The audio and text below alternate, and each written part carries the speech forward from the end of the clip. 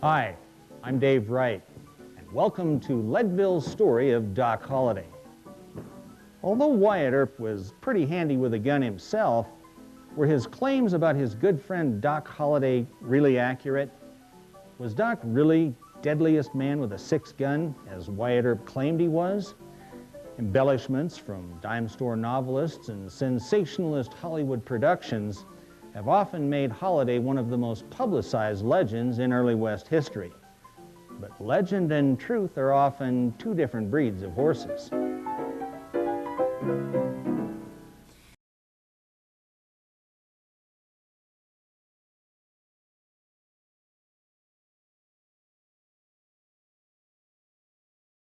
It was May of 1847 when Henry Burroughs Holliday returned to his home in Griffin, Georgia, a small community located just south of Atlanta. Although he'd not yet married, he wasn't returning home alone either. He was accompanied by an 11-year-old war orphan named Francisco Hidalgo. Records do not tell if this young Mexican lad was formally adopted by Holliday, but he remained a part of the Holliday household for a number of years. A year and a half later, the two were joined by 20-year-old Alice Jane Mackey, a young lady from Henry's home state of South Carolina. 10 years her senior, Henry married her on January 8, 1849. Doc, a small blonde-haired baby, was born 2.5 years later on August 14, 1851, and was baptized the following year on March 21, 1852, at the First Presbyterian Church in Griffin, Georgia. He was christened John Henry Holliday. His arrival to the Holliday household must have been an especially cheerful event for his parents and the now 13-year-old Francisco. Just 14 months earlier, on June 13, 1850, the Hollidays' firstborn child, Martha Eleanor, had died at the age of only 6 months and 9 days, probably from diphtheria. Griffin, Georgia remained home to the Hollidays for almost a decade, until war once again reared its ugly head in early 1861. Courage had never been an issue among the Hollidays. As the Civil War opened, local newspapers even touted how the entire Holliday family were several generations deep of men all ready for the fight, and all of fighting stock, as the boys have long since proven. The small-framed, blonde-haired John Henry was not yet 10, as he watched his father and most of his uncles leave their peaceful southern home to courageously join Confederate forces in the Civil War. But only a year later, in 1862, Henry returned home from the war, having been discharged for medical reasons. Then, 2 years later, in 1864, probably through his military connections and experience, he realized the Union Army was swiftly heading his way, burning and plundering everything in its wake. He wisely moved his family to the small town of Bemis, Georgia, located in Lowndes County, where he'd purchased 2,450 acres of land. Although this move avoided contact with Sherman's wide and destructive military sweep of the South, it had other more serious and far-reaching consequences. First, Holliday relatives not so lucky in avoiding Sherman's sweep north of Bemis were now flocking south to the Holliday home. Secondly, in all probability, it was in Bemis where the dreaded tuberculosis bacteria entered the Holliday household. By all accounts, Henry Holliday was a savvy and successful businessman. An affluent lifestyle enabled the young John Henry, along with Francisco, to grow up learning to ride horses, hunt and shoot, and at the same time to become quite familiar with the social graces and manners so much a part of being a prominent Southern gentleman. Skills and mannerisms that would later become the very core of who the real Doc Holliday was to become. The first story involved a shooting incident at nearby Withlacoochee River. Holliday historian and Doc Holliday descendant Bill Dunn explains. It's been over a century since Doc Holliday and his Uncle Tom Mackey rode up on the kids that were playing in this same river here that these children are playing in. The difference back then was that the children were black, and in Doc's eyes, they had invaded this part of the river that him and his friends had made as their swimming hole. This infuriated Doc. Therefore, he takes the gun out of his buckboard, takes a couple of shots over the head in an attempt to scare them away. Like every story of Doc Holliday, this story developed into a mass murder. This is one of the myths that we all have heard over the years. And you may be assured that Doc did not kill the youths that were swimming in their part of the river. This simply did not happen. As we know, Doc went back to Valdosta to do his internship with the doctor there that was a family friend. That was in 1871. There is no statute of limitation on murder. Therefore, Doc would not have gone back to Valdosta had the story been true. The second story involves an alleged plot concocted sometime later by Holliday and several of his friends to blow up the Lowndes County Courthouse in Valdosta during a scheduled speech sponsored by local carpetbaggers. Although kegs of powder were discovered underneath the courthouse and removed before the actual crime could take place, it gives possible insight into the thought process of this teenaged Southerner, whose peaceful Southern lifestyle had been changed so radically and now so suddenly.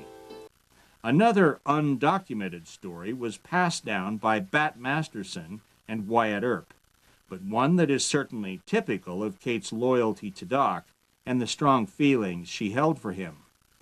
According to the two accounts of Masterson and Earp years later, Doc had claimed he was playing cards with another man named Ed Bailey, who kept going through the discard pile.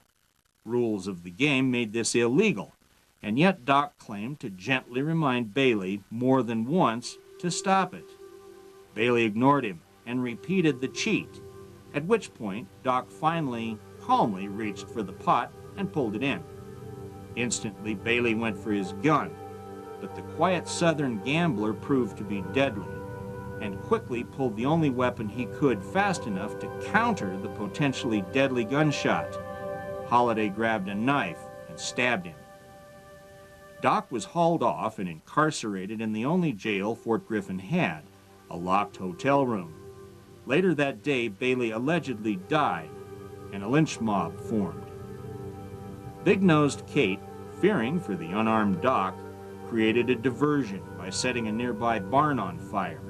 And as the mob dispersed to put the fire out, she somehow got her hands on 2 6-shooters, confronted the guard, and freed Doc.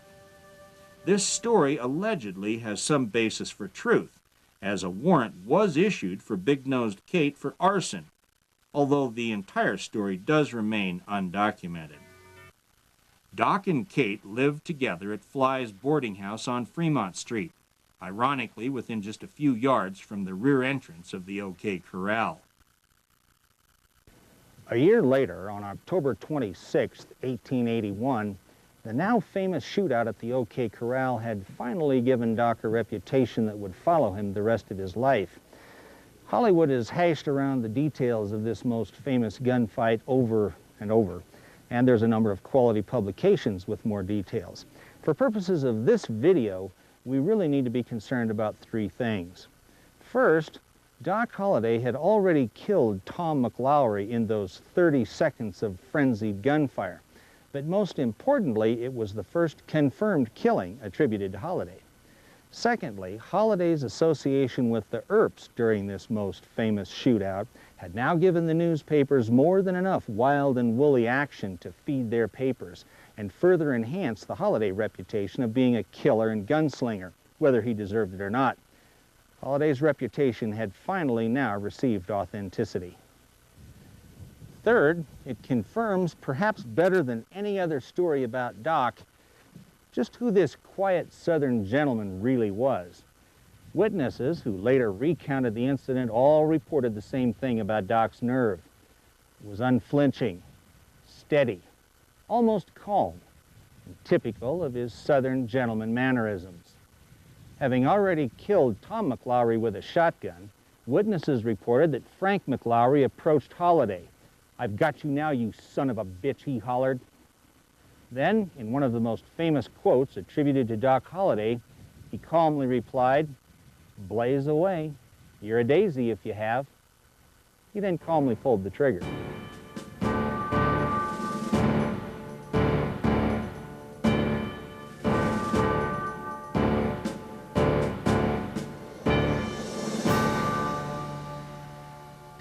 In addition, another interesting testimony was given on November 1st, 1881, by a man named Billy Allen, a man destined to put Doc back in the papers once again.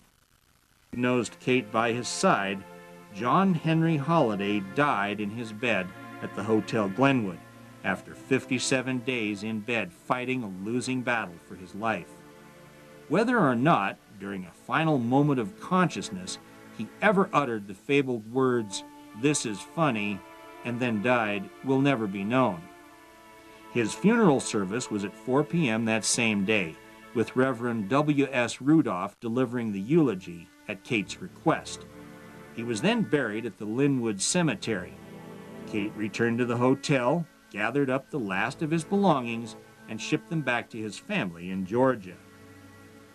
One last mystery remains. Art Kendrick, who later became mayor of Glenwood Springs, had placed a wooden cross on Doc's grave shortly after his death. This is the only marker ever to have been placed on a Holliday known grave. Different theories exist about what happened to that marker as well as Doc's body. Some believe when the weather cleared, his body was moved back up onto this hill and buried up here someplace. Others believe it was moved back to Griffin, Georgia. On July 31st, 1955, the Grand Junction Sentinel reported that Glenwood Springs had a new tourist attraction, and coincidentally, it just happened to be the Doc Holliday positively identified grave marker. And within weeks, this iron railing and monument was set up. Was this just a clever trick to try and boost tourism for Glenwood Springs? After all, it was 58 years after Doc's death.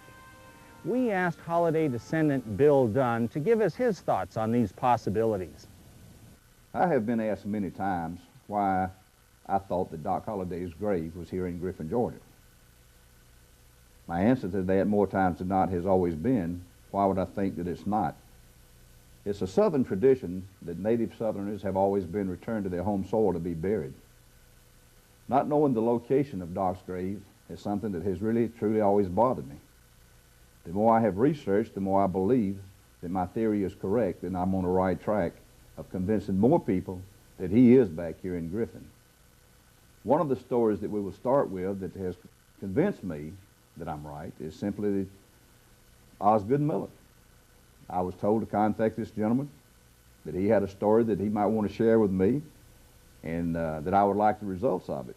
Well, sure enough, I called Mr. Miller one day and told him that I'd like to speak with him, and if it's possible, I'd like to do it at the cemetery. He agreed to talk with me. We met at the cemetery, and of all places, we met at a grave site that had nothing to do with Doc Holliday. It was the Milner graves.